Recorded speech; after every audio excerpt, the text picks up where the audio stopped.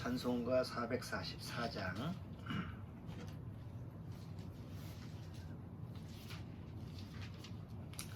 찬송가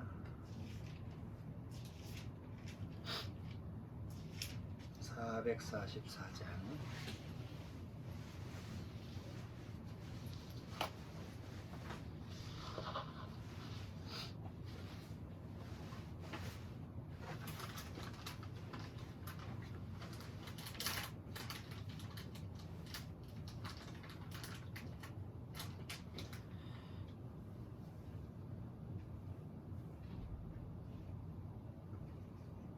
찬송가 444장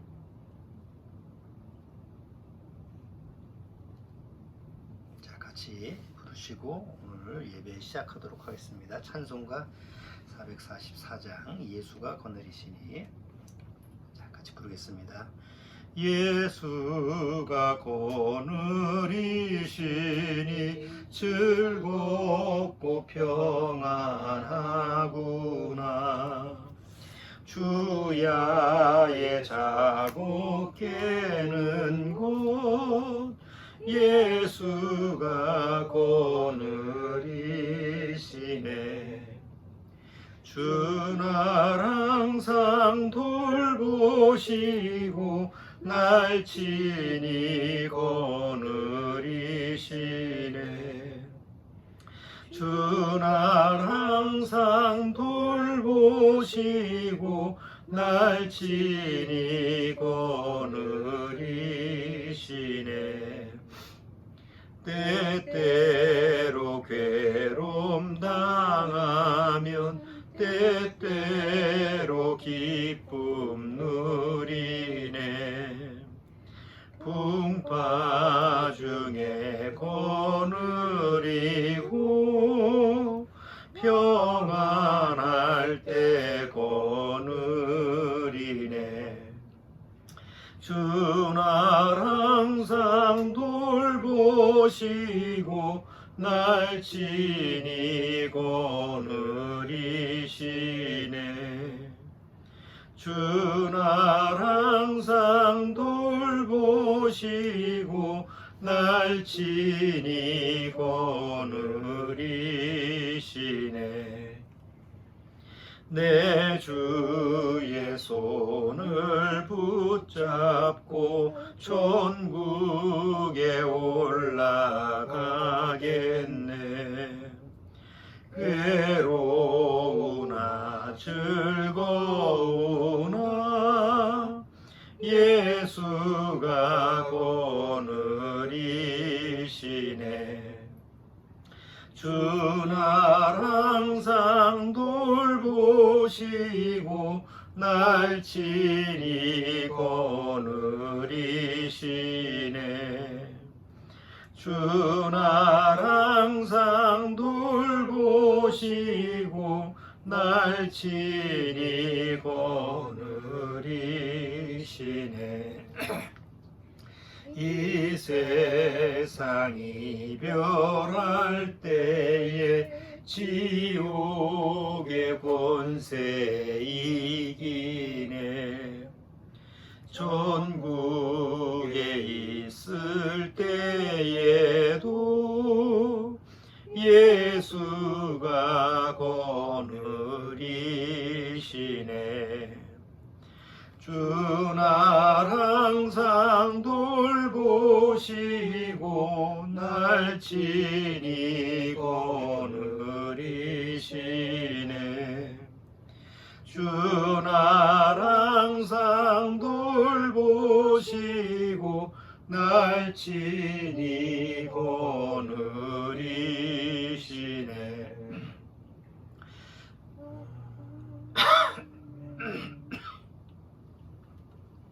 자, 요한계시록 오늘 본문 말씀으로 요한계시록 20장 4절에서 7절까지 보겠습니다.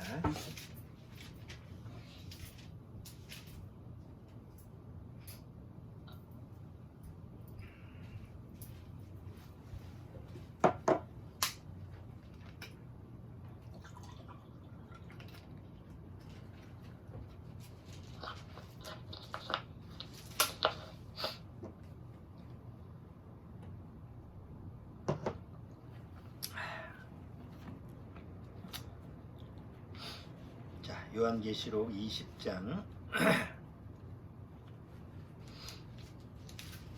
성경의 맨 끝부분이죠.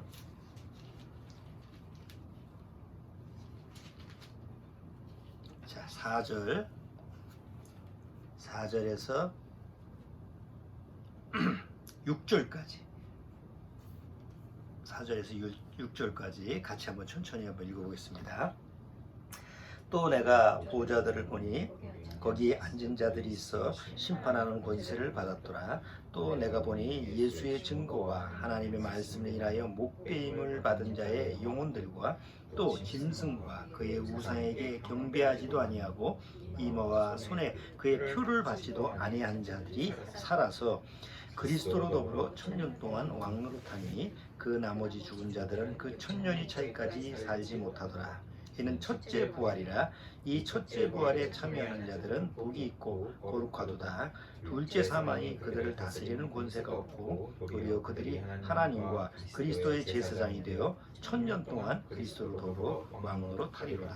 네, 잠깐 기도드리고 시작하도록 하겠습니다. 아버지 하나님 감사합니다. 오늘 또 이렇게 주님의 말씀 앞에 모일 수 있는 귀한 시간을 우리가 허락받았습니다. 지상에서 우리가 주님께 예배드리고 찬송을 드릴 수 있는 날이 얼마나 주어질지는 모릅니다. 그러나 그 시간이 그리 많지 않은 것을 우리는 짐작할 수 있습니다. 주님께서 언제 우리를 이 지상에서, 이 세상에서 데려가실지는 모르나 우리는 항상 주님의 그 약속이 곧 이루어진다는 사실을 믿고 확신하면서 늘 주님과 동행하는 삶을 살아가고 있는 줄 압니다.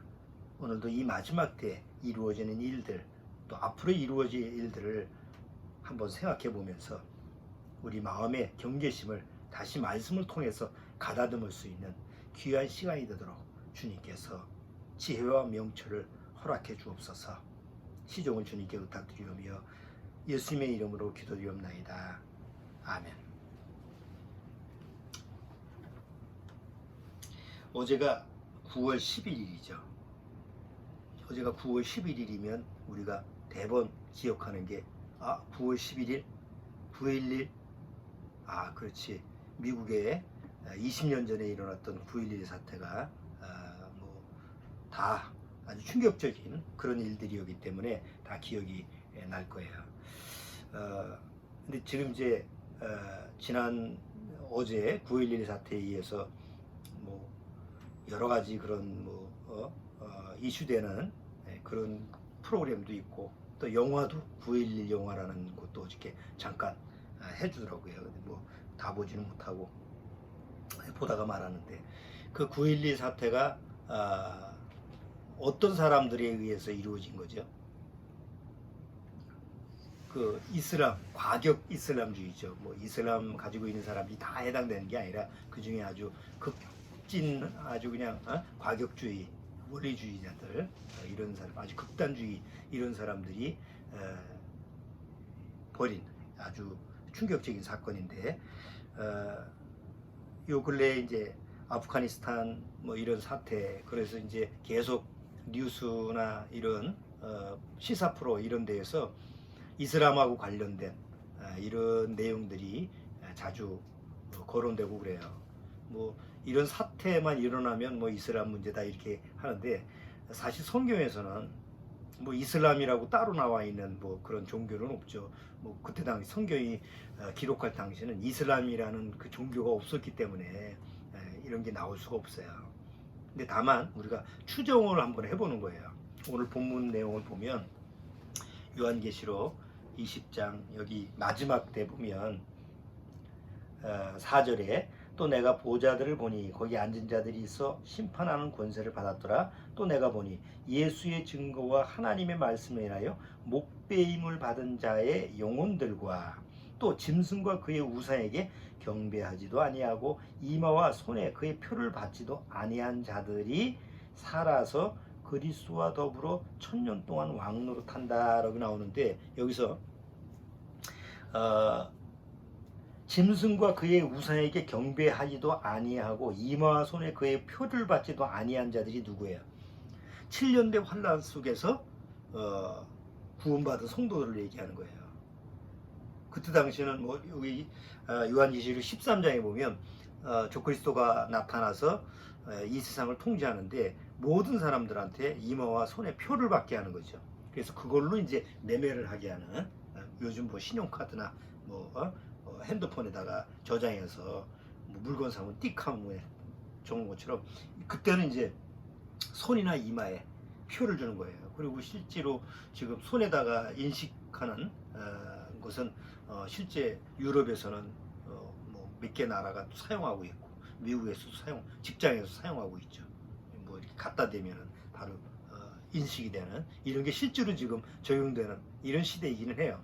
근데 이제 이때 7년대 환란에는 적그리스도 통치하에서 누구나 모든 전 세계 사람들이 다 이 표를 가지고 있어요. 이 몸에다가 표를 가지고 있어야만이 매매를 해서 먹고 살 수 있는 그런 시대라고 성경은 얘기하고 있는데 그때 그 전에 바로 뭐가 나오냐면 예수의 증거와 하나님의 말씀을 인하여 목배임을 받은 자의 영혼들이라는 게 나오죠. 목배임이라는 건 뭐예요? 옛날에 뭐 옛날 그 중세 영화 보면 뭐 이단자들 아니면 뭐 그 전쟁을 했을 때 포로들 다 칼로 목을 베서 죽이잖아요. 그 사도 시대 때도 사도 바울도 참수형을 당했는데 그게 바로 목배임을 당하는 게 참수형 아니에요? 자, 그런데 지금 21세기에 와서 목을 베는 그래서 목을 베서 참수를 시키는 유일한 집단이 하나 있죠. 그게 이슬람 집단이에요.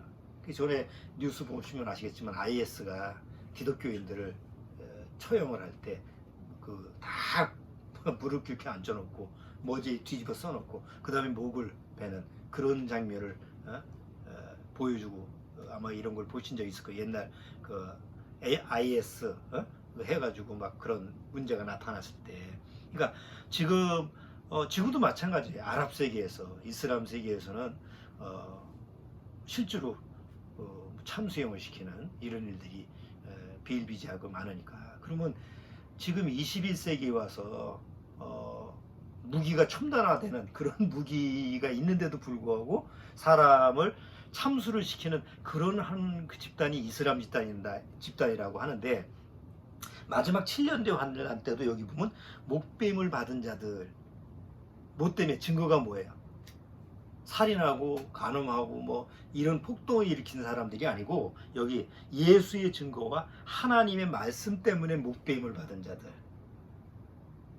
그럼 지금 기독교인들을 참수시키는 유일한 종교의 집단은 불교가 아니에요.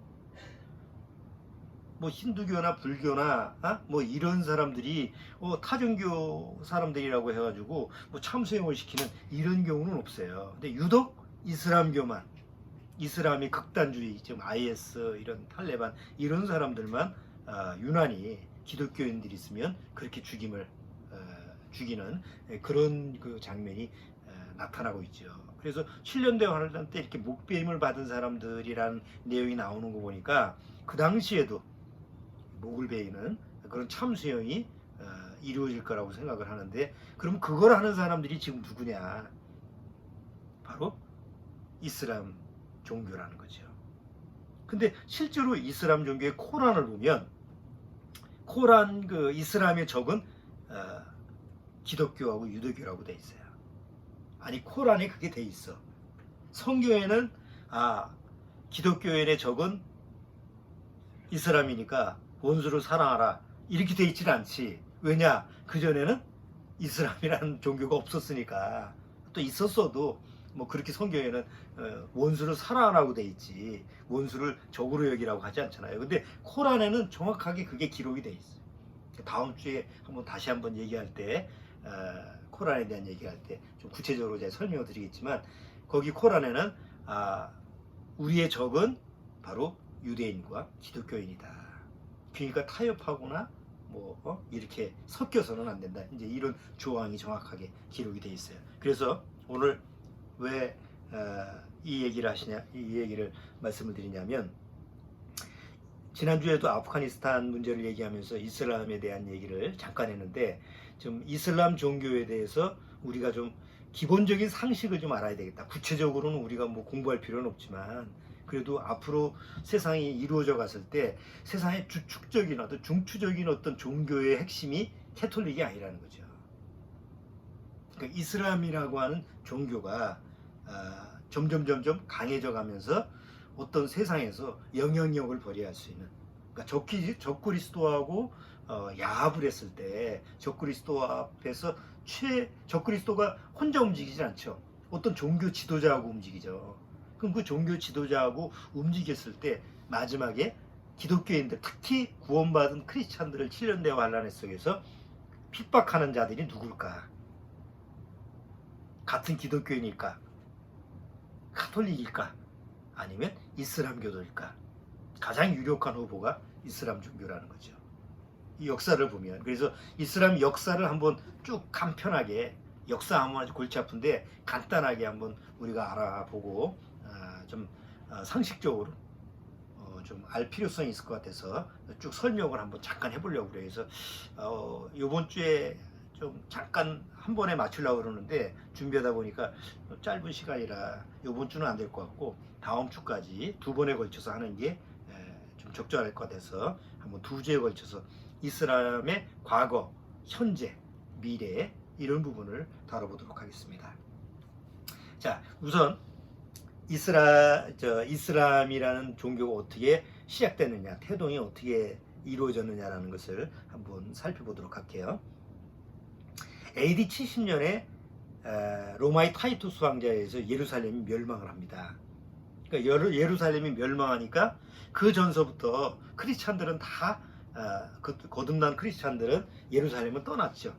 오순절날 성령이 오면서 거기 보면 사도행전에 보면 오순절날 성령이 내린 날에 오순절이니까 정일이니까 전 세계에 흩어져 있는 그 유대인들이 다 모이죠. 거기 보면 사도행전 잠깐 보시죠.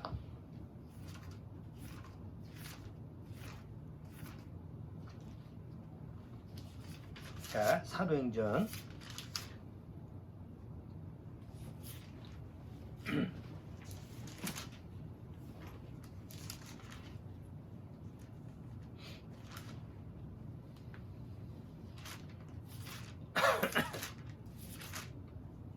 2장을 보면, 자, 사도행전 2장 5절에 보면, 그때 경건한 유대인이 천하 각국으로부터 와서 예루살렘에 우거하더니 이 소리가 나매 큰 무리가 모여 각각 자기의 방언으로 제자들이 말하는 것을 듣고 소동하여 다 놀라 기이 여겨 이르되, 보라, 이 말하는 사람이 다 갈릴리 사람이 아니냐? 우리 각 사람의 난 곳 방언으로 듣게 되는 것이 어디뇨? 우리는 바데인과 메데인과 엘람인과 또 메소포다미아, 유대, 가바도기아, 본도, 아시아, 부르기아, 밤빌리아, 애국가 및 구레네에 가까운 리비아 여러 지방에 사는 사람들과 로마로부터 온 나그네 곧 유대인과 유대교에 들어온 사람들과 그레데인 아라비아인들이라. 자, 이 당시에 오순절날 거기 예루살렘에 모인 사람들의 그 각 나라가 돼 있죠. 여기 바데, 메데, 거기는 저 러시아 쪽, 저 터키, 저 이쪽 북쪽 서아시아 이쪽 병이에요. 그 다음에 아라비아, 페르시아라고 하는 건 이란, 이라크, 그 다음에 이제 요 사우디아라비아, 그 다음에 리비아는 저 아프리카에 있는 거죠. 아프리카 지금 그 북쪽 아프리카, 그 다음에 스페인, 이베리아 반도라고 하는 스페인, 포르투갈 그쪽이 이베리아 반도, 그 다음에 저 유럽, 북유럽 쪽, 그러니까 유럽, 로마를 중심으로 해서 로마의 식민지였던 그 각 나라, 여러 나라를 통해서 유대인 또 유대교에 연관된 사람들, 이런 사람들이 다 모인 거예요. 그때 이제 오순절 성령이 내림으로 말미암아 그 많은 사람들이 뭘 듣게 돼요? 복음이라는 걸 듣게 돼요. 그리고 그 복음을 들었던 사람들이 다시 어디로 돌아가요? 자기 고향으로 돌아가죠. 그러니까 AD 한 70년 예루살렘이 멸망했을 그 당시만 하면 성령이 오고 나서 한 뭐 몇십 년 지나서니까, 성령이 지나고 나서 그 다음에 AD 70년이라고 하는 2, 30년 지났으니까 그들이 자기 고향으로 가서 이미 서서히 뭘 전했어요? 복음이 이제 서서히 이게 전달되는, 전 세계에 이렇게 아프리카에 있지, 아시아까지는 못 갔지만 그래도 유럽을 근방으로 하는 아프리카, 그 다음에 아라비아 반도, 그 다음에 페르시아, 이런 지역에 이제 복음을 가지고 있는 사람들이 흩어져 있었던 거예요. 그리고 사도 바울은 부지런히 유럽, 로마 이 중심으로 해서 계속 복음을 전하고, 다른 사도들도 계속 전해서 이제 야고보 같은 경우는 스페인 쪽으로 가기도 하고, 또 스페인을 통해서 아프리카까지 복음이 전달되는 그런 이제 역사가 계속 벌어지고 있는 거죠. 그 다음에 AD 70년에 예루살렘이 완전히 멸망하고 나서 그 다음에 복음이라고 하는 것이 점점 영역을 이제 확대해 가는 거예요. 그만큼 로마는 어떻게 됐어요? 더 로마의 왕들이 핍박을 하고, 그래서 여기 보면 로마의 그 이후의 왕들, 그 열 왕이 크리스찬들을 핍박하는 그런 말씀이 성경에 그 요한계시록에 이제 돼 있죠. 4대 교회 뭐 이렇게 7교회 얘기하면서 계속 핍박하는 그런 시기에 대해서 얘기를 하고 있는데, 어쨌든 점점 로마의 왕들이 나올 때마다 막 핍박을 하고 크리스찬들을 죽이고, 그래서 카타콤이라고 하는 지하교회가 생긴 거예요. 그리고 원형 경기장에서 사람들이 사자한테 아니면 아주 사나운 짐승들한테 찢겨 죽이고, 밤에는 인간 촛대로, 그게 이제 그 당시에 크리스찬들의 실상이에요. 자, 근데 사도들이 죽고 그 다음에 그게 속사도라고 해요. 다음 사도들이 나와서 또 복음을 전하게 되고, 그러면서 이제 점점 핍박이 있음에도 불구하고 구원받은 사람들이, 진짜 크리스찬들이 늘어나는 거예요. 자, 어느 정도까지 되느냐면, 그 당시에는 로마가 너무 부패하고 썩어서 성적으로 타락하고 동성애 뭐 이런 것 때문에 도덕적으로도 그렇고 사람들이 살아가면서 너무 그러니까 잘 사는데 너무 사람들이 그 마음이 피폐해지니까, 사람들이 마음이 피폐해지면 뭘 원해요? 원초적으로 뭔가 좀 선한 것을 조금 원해. 그게 종교적으로 이렇게 뭔가 좀 우리가 이건 정상이 아닌데 정상을 좀 이렇게 바라는 마음이 있다 보니까, 그 당시에 로마에서 크리스찬이 되는, 핍박을 하는데도 그리스도인이 되는 사람들이 점점 많아지기 시작해요. 그래서 AD 303세기 때 콘스탄틴 황제가 이제 나올 때, 그 동로마하고 서로마가 이제 분리가 되면서 그 콘스탄틴 황제가 이제 동로마의 그 왕이 되죠. 그러면서 그 콘스탄틴 황제가 뭘 해요? 313년에 기독교를 공인해. 왜 기독교를 공인하냐?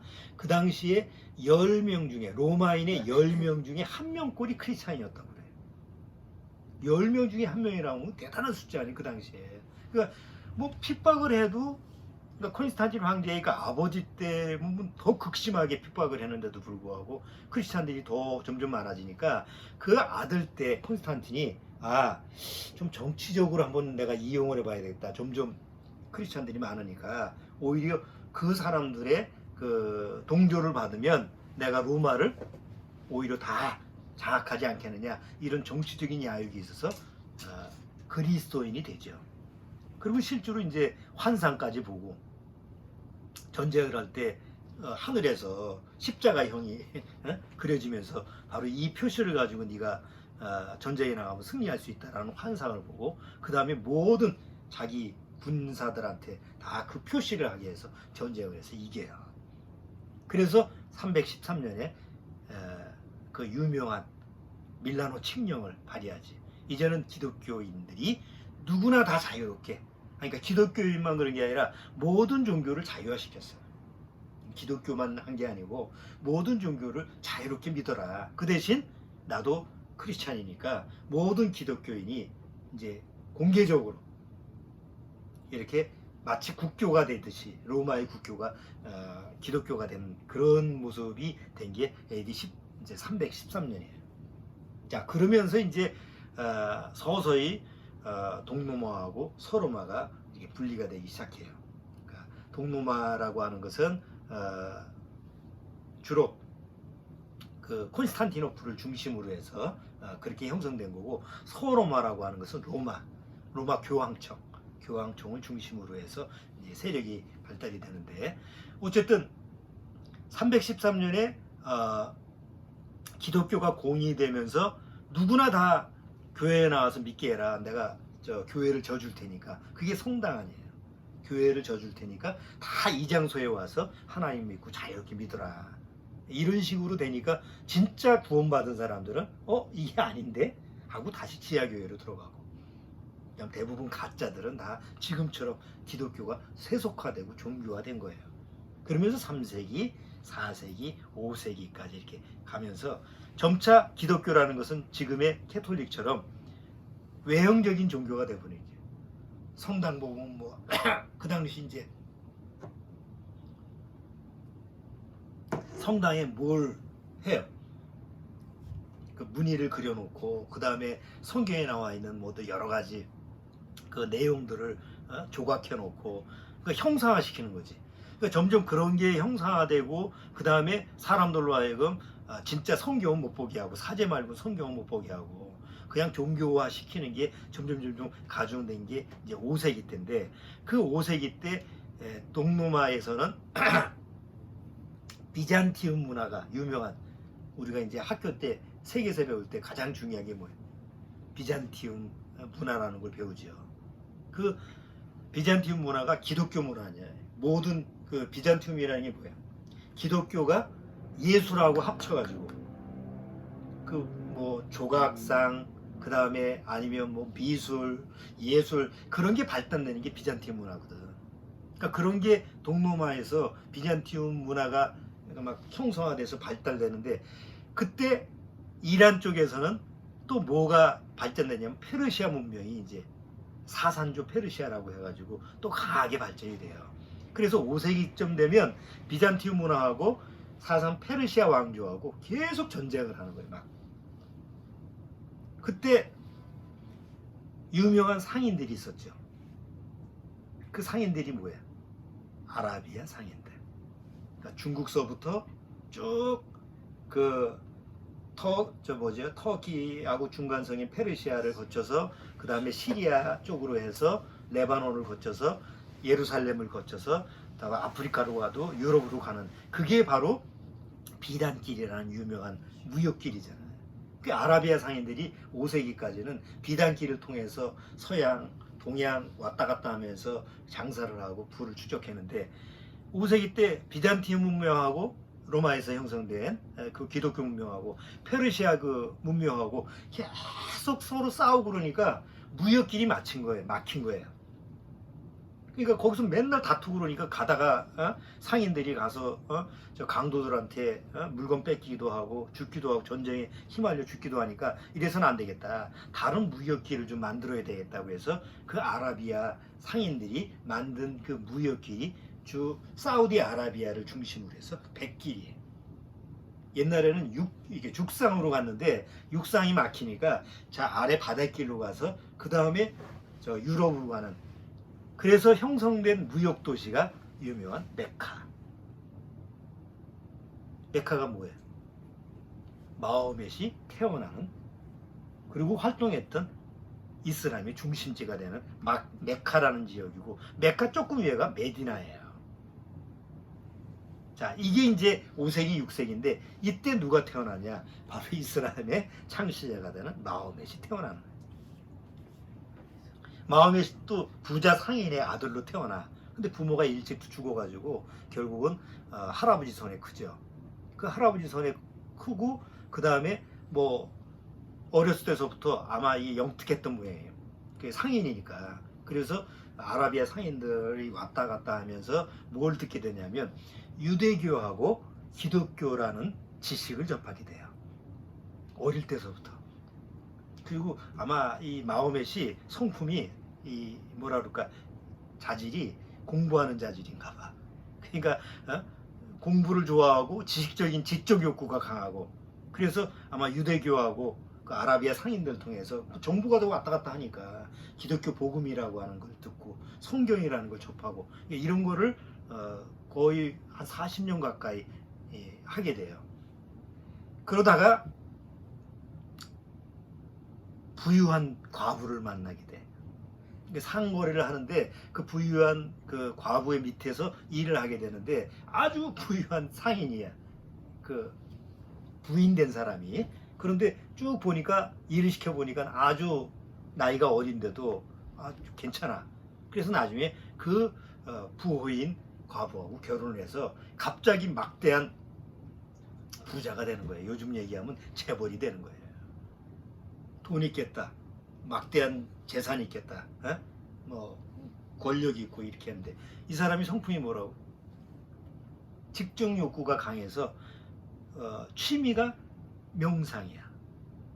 돈도 있겠다, 뭐 돈 벌 필요가 없잖아. 다 이제 부인 때문에 과부 부인 때문에 다시 결혼을 해서 부자가 됐으니까. 그래서 시간만 내면 명상을 하네. 그리고 명상을 하다가 신의 계시를 받게 되는 거예요. 그래서 신의 계시를 받고 그 계시의 내용을 적은 게 지금의 코란이라고 그러지. 코란. 그러니까 코란을 보면 성경의 내용하고 비슷해. 다. 하나님을 알라라고 부르고 유일신을 믿고 그리고 그 계명이라는 게 있고 그런 내용이 쫙 기록된 코란이 성경하고 비슷해. 그리고 앞으로 될 예언도 비슷해. 재림 예수도 똑같아. 앞으로 재림 예수가 나올 거다. 물론 이름이라는 건 다르지만 똑같은 예수고 재림하고 그 재림 와서 또 이 세상에 와서 뭘 하고 새로운 나라를 건설. 이게 똑같아. 그러니까 똑같은데 조금 가다 보면 좀 달라. 자, 그래서 이제 이 마호멧이 와서 무역을 하는데 그 무역의 중심 그 거점이 어디라고요? 메카에. 그러니까 지금 이슬람교도들이 어디로 가? 1년에 한 번씩 가고 일생에 꼭 한 번 가야 되는 게 메카잖아. 사진 보면 네모나게 돼 있고 사람들이 거기를 팍 돌잖아. 이슬람의 중심지라는. 그 메카에서 그러니까 신의 계시를 받고 나서 마호멧이 뭘 교리를 전하냐면 평화와 평등. 그 이스라엘 사람 아닙니다. 아랍 사람들이 뭐 인사할 때 하는 뭐 무슨 쿰인가 뭐 이 때문에 그 내용이 뭐냐면 바로 알라에게 평안을 뭐 이런 거잖아요. 인사할 때. 그러니까 평안을 얘기하면서도 그 마호멧이 그때 그 펼쳤던 그 교리가 뭐냐면 평등이라는. 평등. 남녀 평등은 아니었던 것 같아.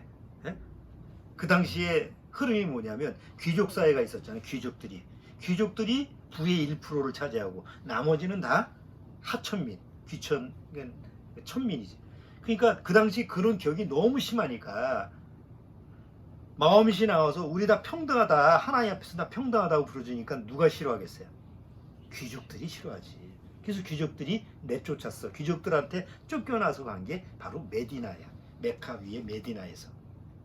거기서 다시 자기 교리를 설파하고 지금 얘기하면 이슬람교죠. 그러니까 첫 번째 이슬람 교인이 누구냐면 자기 부인. 첫 번째 교리를 전하고 그렇게 점점 펼치면서 세계가 확산되는데 메디나에서 그 이슬람교가 확산된 그 종교가 그 이슬람 종교화된 게 얼마나 걸렸을 것 같아요? 시간이 10년. 메디나가 거의 이슬람 종교화가 돼서 그 도시가. 그리고 나서 거기 메디나에서 메카를 와가지고 메카를 점령을 해. 점령을 해서 거기서부터 이제 유럽 쪽으로 계속 가서 나중에 아프리카, 이베리아반, 스페인까지 이슬람화 시키는 거예요. 그게 몇 년 걸렸을까?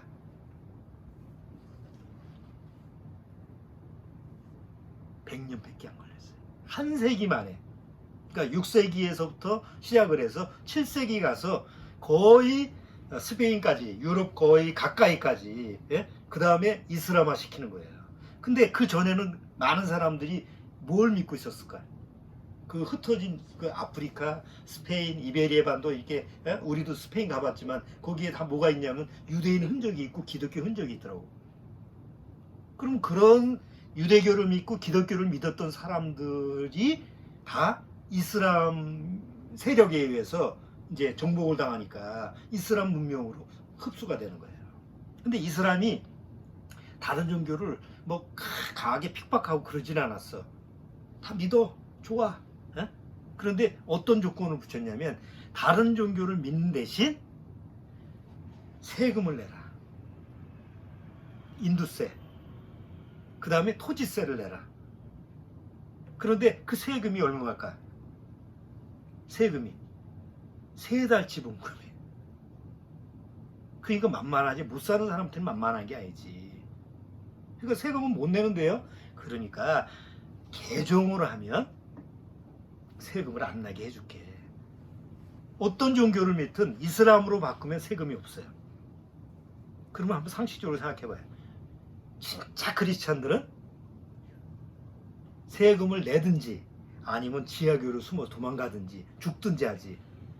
근데 어설픈 가짜들은 이거 믿으나 저거 믿으나 마찬가지지. 그리고 현실적으로 먹고 사는 게 문제지. 지금 뭐 죽게 생겼는데 내가 종교가 문제야? 그래서 다 개종화된 거예요. 그래서 수많은 사람들이 이슬람화된 거예요. 복음을 들었어도 유대교인이라고 해도 아니면 뭐 그 당시에 기독교인이라고 해도 이슬람이 정복했을 당시에는 많은 사람들이 이제 이슬람화된 거예요. 이슬람으로 개종을 한 거지. 그러니까 점차로 숫자가 어떻게 되는 거예요? 막 확산돼 가는 거예요. 이슬람교가. 자, 그래서 결국은 100년 만에 중동, 아프리카, 스페인, 포르투갈, 이베리아 반도까지 다 접수를 해요. 그래서 원래는 기독교에 5교구가 있었는데 로마, 알렉산드리아, 콘스탄티노플, 예루살렘, 시리아의 안디옥까지 5개 교구가 있었는데 그 5개 교구를 다 먹어. 이슬람이. 아니 그리고 그 당시에 기독교는 그 당시에 그 캐톨릭이라는 개독이는 이미 부패하고 썩을 대로 썩어가지고 뭐 더 이상 뭐 성경도 뭐 볼 수가 없어. 그 다음에 교황권이 있지. 교황들은 다 왕을 교황이 왕을 시키잖아. 그러고 그러니까 뭐 그 당시에 사제들이 다 불을 획득을 하고 온갖 착취를 하고. 그러니까 복음이라는 건 있을 수가 없잖아요. 그러니까 하나님의 역사 속에서 암흑시대지. 기독교는 암흑시대 1000년 동안. 그리고 그 암흑시대에 대처했던 종교가 바로 이슬람교라. 6세기서부터 거의 14세기까지, 15세기까지 이슬람이 이렇게 유럽, 로마 밑에 있는 뭐 스페인이나 이런 지역까지 다 장악을 했어요.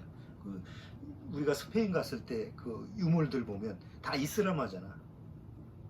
유명한 그 궁전들 보면 다 이슬람이 기독교 바탕으로 해서 유대교나 기독교를 바탕으로 해서 건물은 헐지 않고 거기다가 다시 이슬람화 시켜가지고. 아니 작품들은 멋있더라고. 건물들이나 이런 거 그 유명한 무슨 궁전이지 거기 잔디밭 있고 그런 아람브라인가? 아람브라 궁전 그런 거 보면 정말 대단한 그런 예술 작품이에요. 그렇지. 거의 1000년 동안 그 역사를 했으니까. 그러니까 비잔티움하고 그 다음에 이슬람 문명이 합쳤으니 짬뽕이 됐으니 그 작품이 아주 이루 말할 수가 없이 멋있는데 실제 종교적으로 보면 그 당시에 기독교는 암흑시대고 그리고 실제로 구원받은 사람들은 다 지하교회에서 조금씩 복음을 전파하면서 잡히면 죽고 그러니까 그 당시서부터 또 이제 AD 70년 이후에 정말 구원받은 크리스찬들은 2000년 동안 계속 지하교회에서 소수만 남아있는. 드러나면 죽고 캐톨릭한테 죽고 기독교인한테 죽고 그 다음에 이슬람 교도들한테 죽고. 중간에 그래서 로마에 로마에 있던 교황청이 있었는데 이제 돈 넘어가 이슬람교한테 멸망을 당하니까 예루살렘까지 어떻게 됐어요? 이슬람이 통치를 하잖아. 그러니까 안 되겠다. 예루살렘은 우리 건데, 그래서 일으킨 전쟁이 유명한 십자군 전쟁.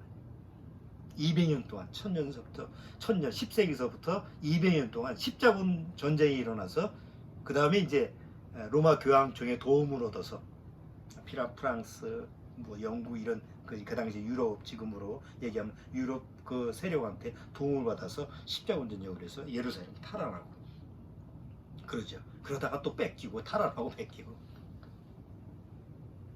자, 그러다가 13세기 와서 몽골이 침공을 해요. 저 몽고 유명한 징기스칸이 한번 샥 휩쓸고 가서 이슬람이 이제 또 한바탕 또 완전히 초토화되지. 그러다가 14세기 와서 오토만 터키에서 다시 정복을 해요. 다시 이슬람이지. 오토만 터키가 이슬람이잖아. 이슬람이 다시 14세기에서 거기를 점령을 하고. 그러니까 비잔틴 제국은 거기서 완전히 멸망을 하고, 동로마는 완전히 멸망을 하고, 17세기에 와서 나폴레옹이 이집트를 정복함으로 말미암아 이슬람이 이제 유럽이 다 거기 식민지, 아프리카, 이 중동 지역 이걸 다 유럽이라는 나라가 식민지화 되면서 이슬람은 이제 거기서 이제 아예 쪼그라드는 거예요. 그때 이슬람이 어디 쪽으로 갔냐면 인도를 거점으로 해서 말레이시아, 지금으로 얘기하면 빠져나간 거예요. 거기서는 이제 영역을 못하니까 말레이시아, 인도네시아, 필리핀 이런 쪽으로 이슬람이 내려온 거예요. 그래서 지금 다 이슬람 국가가 된 거지. 지금. 자, 이제 15세기, 16세기 그렇게 되면서 15세기에는 유럽에는 뭐가 일어났어요? 종교개혁이 일어나서 이건 아니다. 그래서 이제 마틴 루터가 반박문을 일으키고, 그 다음에 요한 웨슬러, 그 다음 칼빈, 쯔빙길 이런 사람들이 막 하면서 지금 얘기했처럼 종교개혁이 일어났죠. 성경으로 돌아가자. 그래서 성경으로 돌아가자 해서 15세기 이후서부터 이제는 기독교가, 지금 우리 얘기하는 개신교라는 게 프로테스탄트라고 하는 개신교가 이제 말씀을 중심으로 해서 성경으로 돌아가자는 운동이 일어난 거야. 자, 이렇게 일어나면서 18세기에 기독교가 번성을 하죠. 그리고 이슬람은 점점 기독교에 의해서 식민지화돼서 아주 이제 쪼그라들었던 거예요. 자, 그렇다고 해서 이슬람이 없어졌어요? 없어진 게 아니지. 다 이슬람 믿는 사람들은 그냥 표출은 안 하지만 그냥 가지고 있었던 거야. 그리고 1차 세계대전이 벌어지면서 터키가 독립을 해요. 영국이 식민지로 있다가 터키가 독립을 하고, 그 다음에 이란이 독립을 해요. 1차 세계대전에. 그러니까 터키하고 이란이라는 나라가 큰 나라다 보니까 다시 이슬람이 살아나기 시작하죠. 그리고 2차 세계대전이 끝나면서 유럽의 식민지화했던 대다수 이슬람 국가들이 다 독립을 해. 다 독립을 하기 시작하니까 다시 이슬람이 어떻게 돼요? 다시 일어나기 시작해. 2차 세계대전 일어나서 우리나라도 독립하고, 그러면서 이스라엘도 독립을 하게 되는 거지. 자, 그러다가 이슬람이 서서히 무슨 마음이 드냐면 18세기 전에 우리가 강력한 힘을 가지고 1000년 동안 이 세상을 주름잡았잖아. 이슬람이 중동, 아시아, 저 이란, 터키를 중심으로 해서 이스라엘 중심으로 해서 뺑뺑이 다 이슬람권이었는데 1000년 동안 우리가 세력을 잡았는데 기독교한테 밀려가지고 우리가 이 영광을 잃어버렸어. 그러면 어떻게 해야 돼? 다시 찾아야 된다라는 서서히 붐이 일어나요. 그래서 저변화를 시키는 거지. 인도네시아, 말레이시아 이쪽은 이제 이슬람권이 된 거고, 그러면서 이제 서서히 다시 옛날에 기독교의 식민지화 됐던 거를 다시 원상 복귀시켜서 이슬람을 다시 복귀시키자. 근데 워낙 기독교 세력의 그 나라들이 뭐가 강해? 힘이 강하니까 정상적으로는 힘이 안 되는 거예요. 그래서 뭐가 생기는 거예요? 그래서 테러가 생기는, 극단주의가 생긴 거예요. 아, 이게 그냥 말로 해가지고 안 되는 거고 힘으로 해야 되겠다. 우리도 힘을 기르겠다. 근데 싸워서 안 되니까, 이게 싸워봐야 골리앗하고 싸우는 거니까 안 되겠다. 그래서 우리는 테러를 해야 되겠다 해서 IS 뭐 이런 테러가 이제 19세기서부터 20세기 들어와서 발생되기 시작한 거예요. 자, 흐름을 이제 알겠습니까? 쭉 역사를 보면 그런 흐름으로 해서 그러다가 소련이 저 중동 지역의 석유 이런 부분을 우리가 좀 선점해야 되는데 그 중에 가장 육상 통로로 가장 좋은 통로가 어디냐? 아프가니스탄이구나. 그래서 소련이 아프가니스탄을 먹었잖아. 미국이 가만 보니까 이게 소련하고 미소 냉정해서 아프가니스탄을 가만히 내버려 뒀다가는 이게 우리가 이 석유 또 이 우위점을 못할 것 같아. 그래서 뒤에서 조정을 해서 이제 소련하고 대항하는 저항군을 만드는데 그게 오사마 빈 라덴, 오사마 빈 라덴이라는 그 사람을 지원하게 된 거야. 그래 뒤통수를 맞았지. 그리고 결국은 9.12 사태가 벌어지니까 어제. 그래서 미국이 야이씨 이거 가만히 있으면 안 되네 체면이. 그래서 아프가니스탄을 점령해가지고 20년 동안 이 돈을 쏟아부은 거 아니에요. 그러니까 지금서부터 AD 70년서부터 지금까지 역사를 쭉 훑어보면 사실은 외부적으로 드러나는 그 이슬람 뭐 기독교 역사 보면 구원하고는 관계가 없어. 다 정치적으로 뭐 경제적으로 다 먹고 살기 위해서 다 싸우는 것밖에 안 돼. 이슬람도 그렇고 기독교도 그렇고 다 그랬잖아.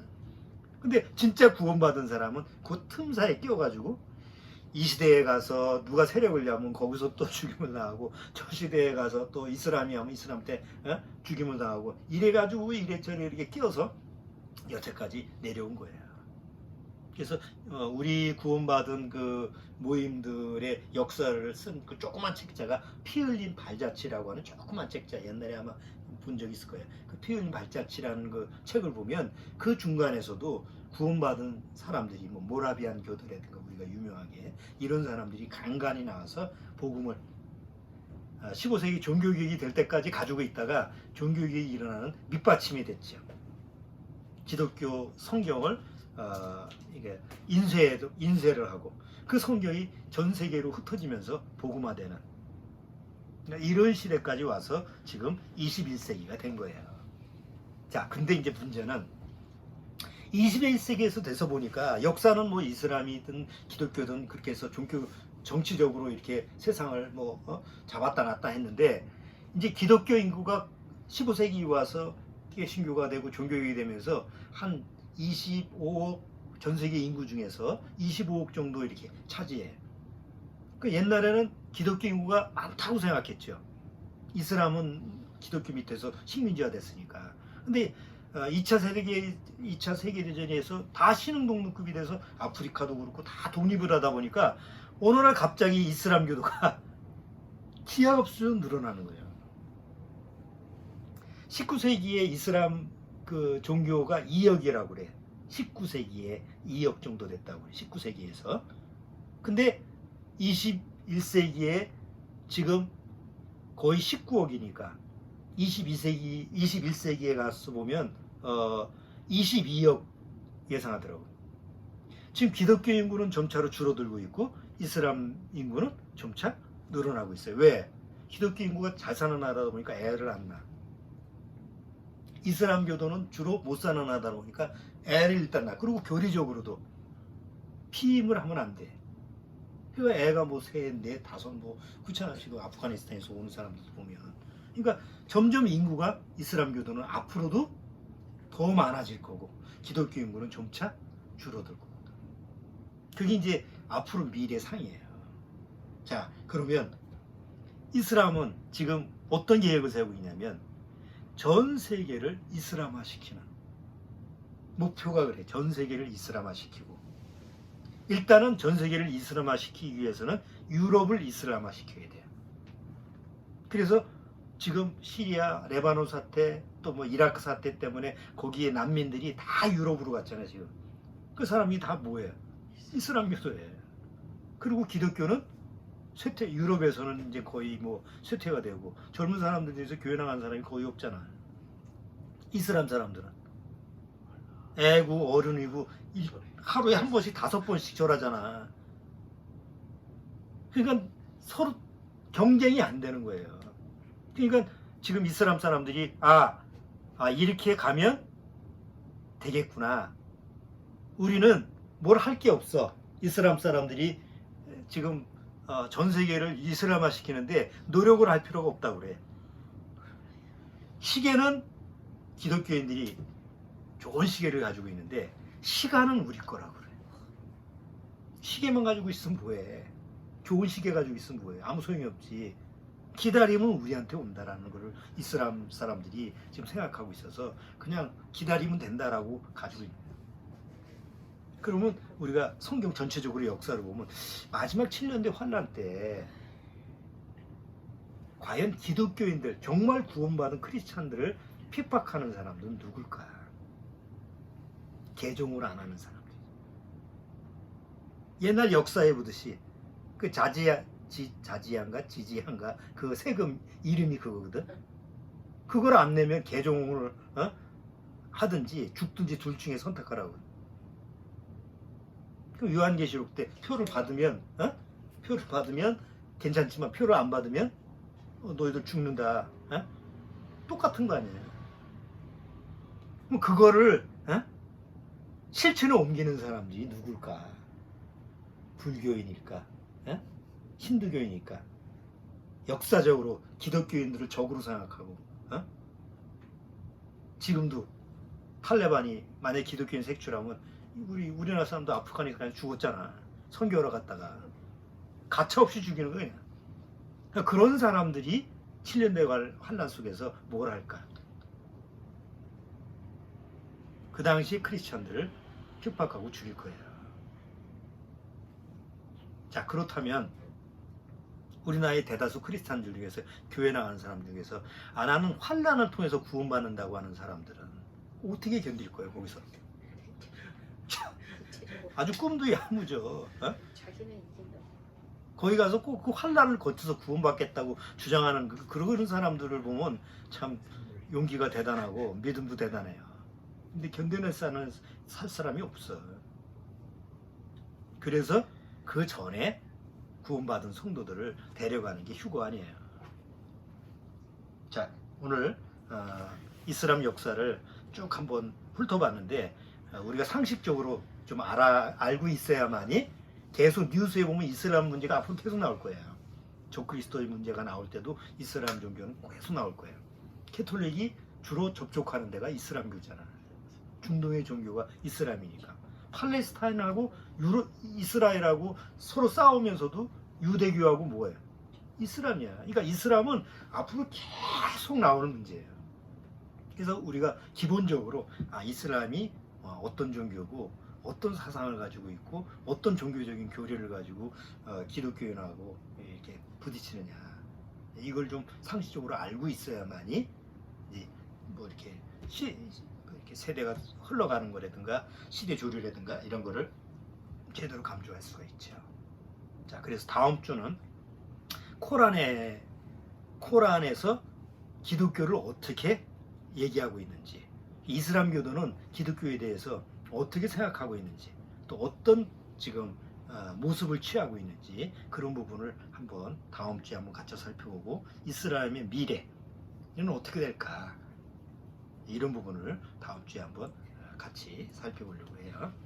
자, 오늘은 여기까지 하도록 하겠습니다. 자, 기도하고 마치도록 할게요. 주님 감사합니다. 오늘은 세상 종교 중에 이슬람 종교에 대해서 같이 한번 연관시켜 봤습니다. 성경을 통해서 보면 이슬람이라고 하는 종교의 이름은 안 나와도 사단이 역사하는 그런 종교라는 것을 우리가 알 수가 있습니다.